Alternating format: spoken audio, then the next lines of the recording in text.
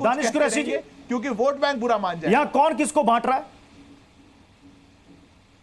देखिए, मैं आपको एक बात कहूं कि दरअसल योगी तो अपने लिए जाने ही जाते हैं, लेकिन एक लाइन जो सबसे पहले आपने अटैच करी थी कि एक रहेंगे तो नेक रहेंगे, तो ये एक रहेंगे नेक रहेंगे की जो व्याख्या है ना, पहले तो आपको ये समझना पड़ेगा कि एक कौन हो रहा है। अगर ओसामा बिन लादेन अगर एक करेगा तो क्या परिणाम होंगे, और महात्मा गांधी एक करेंगे तो क्या परिणाम होंगे। तो एक कौन कर रहा है, क्यों कर रहा है, किस लिए कर रहा है, सबसे बड़ा तर्क निकल के ये आना चाहिए। रह गई बात कि उनके काम करने की पद्धति, अगर महाराष्ट्र की बात की जाए, देखिए मैं आपको बताऊं कि मैं भेद करना नहीं चाहता, लेकिन जिस तरह की परिस्थिति है, अगर उत्तर प्रदेश की देखी जाए और महाराष्ट्र की देखी जाए, महाराष्ट्र में भी अलायंस तो भारतीय जनता पार्टी की है, लेकिन दोनों की जो परिस्थितियां हैं, चाहे आर्थिक परिस्थितियां हो, चाहे औद्योगिक परिस्थितियां हो, या और तमाम चीजें, कहीं कोई कंपैरिजन नहीं है इसका योगी का और सामने महाराष्ट्र में जो अब तक की सरकारें रही हैं उन सरकारों का।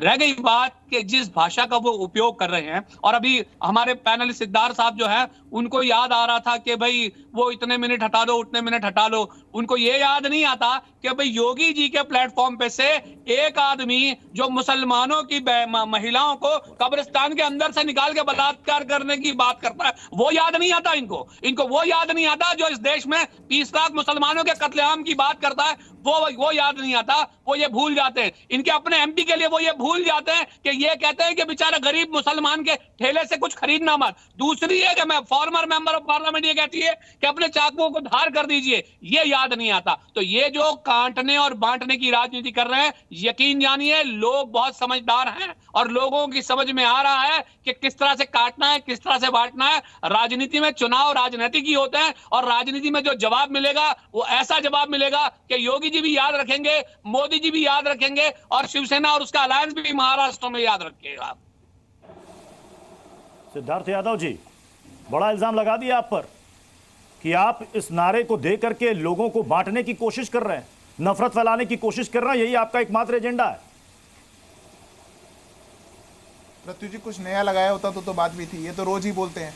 जो लोग खुद नफरत की दुकान चलाते हों, उसका पूरा बाजार चलाते हों, वो औरों पे नफरत का आरोप लगाते हैं। मैं तो नाम लिया, इनके शीर्ष नेता हैं, शीर्ष नेता इनकी पार्टी के जो बोल रहे थे अभी, वो शीर्ष नेता कहता है कि 15 मिनट के लिए अकरुद्दीन ओवैसी 15 मिनट के लिए पुलिस हटा दो, फिर हम सबका हिसाब कर देंगे। असदुद्दीन ओवैसी ने 2013 में बयान दिया था कि अगर कोई एक मुसलमान को हाथ भी लगाएगा तो मैं 100 हिंदुओं को मारूंगा।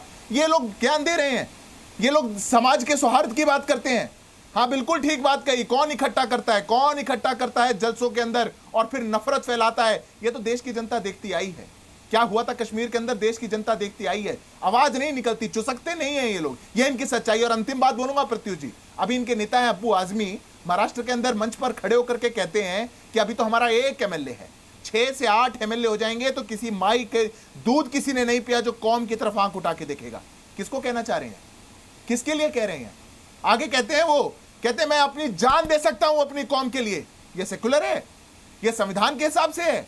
आप लोग दंगा फैलाएं, फसाद फैलाएं, लोगों में उन्माद फैलाएं, लोगों को डराएं, सरकारी संरक्षण लें, सरकारें आपके वोट बैंक के लिए आपके साथ खड़ी रहें, और हम सच ना बोलें। डराइए मत, देश डरने वाला नहीं है, क्योंकि अब देश जाग चुका है, देश जान चुका है, इसलिए ना बटेगा और ना कटेगा, एक रहेगा और नेक रहेगा। राम कृपाल सर, मैं आपके पास आ रहा हूं।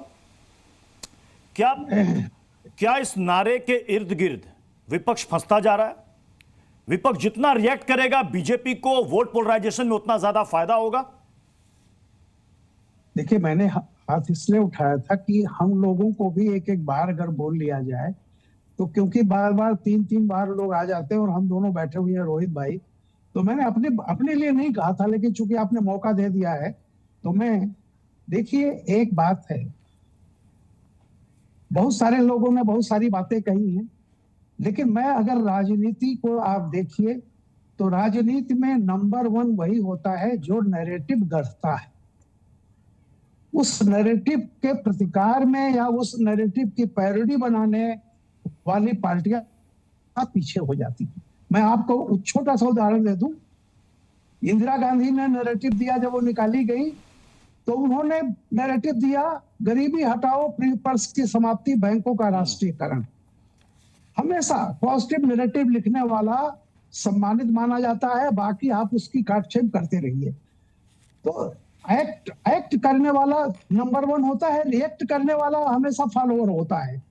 अब देखिए उसके बाद क्या हुआ, बीजेपी हमेशा कांग्रेस नैरेटिव बढ़ती रही, तब तक जीतती रही।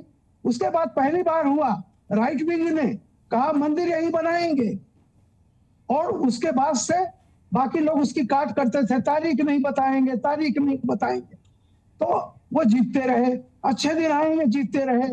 आज योगी जी ने चाहे जब भी कहा, एक नारा उन्होंने ऐसा दे दिया जिसको बाद में आरएसएस ने भी ओके किया, मोदी ने भी बाद में उसको मतलब माना इस बात को, और आज वो नारा एक ऐसी पूरी फिजा में कश्मीर से कन्याकुमारी और कामरूप से कच्छ तक वो एक नारा चल गया है।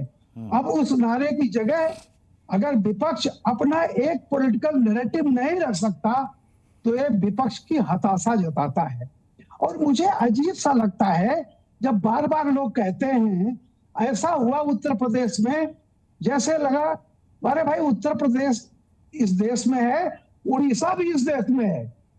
अगर एक नारा जिसको आप देख रहे हैं उत्तर प्रदेश में आपकी किसी की 37 सीटें आ गई, पूरा उड़ीसा में बीजेपी पहली बार आई है और सीटें लेके आई है। आप ये भी तो देखिए विधानसभा और लोकसभा दोनों में आप अल्टीमेटली क्या है, तीसरी बार मोदी प्रधानमंत्री।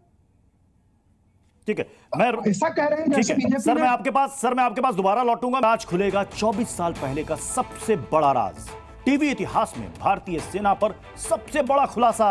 आज अगर आपने जी न्यूज नहीं देखा तो राज पता नहीं चल पाएगा। सेना पर हैरान करने वाला एक्सक्लूसिव खुलासा रात 9:57 पर देखना मत भूलिए, ऑपरेशन राहुल।